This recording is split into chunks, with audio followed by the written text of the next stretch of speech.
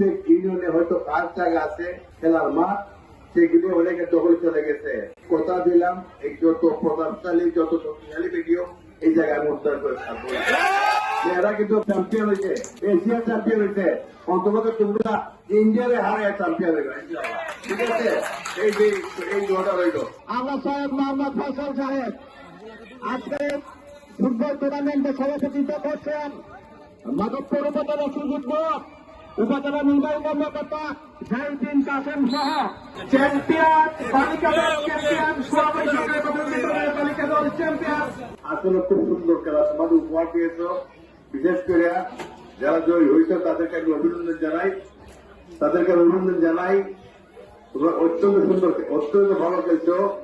তোমাদেরকে এখন এখান থেকে আমরা জেলা পর্যায়ে পাঠাবো আমাদের মাধবপুর উপজেলা চ্যাম্পিয়ন টিম হিসাবে।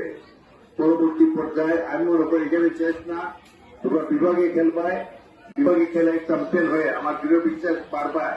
তোমাদের সুন্দর খেলা উপহার দিয়েছ। তোমাদের যদি ভালো ট্রেনিং দেওয়া যায়, আমার মনে হয় বিভাগের চ্যাম্পিয়ন নেওয়া পরে টাকা দেওয়া তোমাদের সবাইকে হবে। আমরা চাই তোমাদের মারফতে আমাদের মাধবপুরের সুনাম, মাধবপুরের পরিচিতি, মাধবপুরের সম্মান যাতে আরো বৃদ্ধি হয়। কিছুদিনের মধ্যে আমরা হয়তো প্রত্যেক ইউনিয়নে একটা মাঠ আমাদের যারা আছে, খেলোয়াড় যারা আছে তাদেরকে আমরা উপহার দিতে পারবো। তোমরা আমাদের দেশের ভবিষ্যৎ, জাতির ভবিষ্যৎ, তোমরা আমাদের আশা ভরসা। আগামী দিনে তুমি দেশের নেতৃত্ব দিবা, শুধু ফুটবল খেলবা না, সর্বদিক থেকে সর্বস্থানে তোমরাই এমপি হইবা। আমার মতো এমপি তোমরা হইবা, ওনার মতো উপজেলা নির্বাহী তোমরা হইবা, ওনার মতো উপজেলা চেয়ারম্যান তোমরা হইবা। তোমাদের ভালো করে চলতে হবে, শিক্ষকের কথা মানতে হবে, অভিভাবকের কথা মানতে হবে, এটা এড়াই করলে হবে না। আর একটা জিনিস বলবো আমি, প্রত্যেক বছর যাতে এই খেলা সব জায়গায় হয়।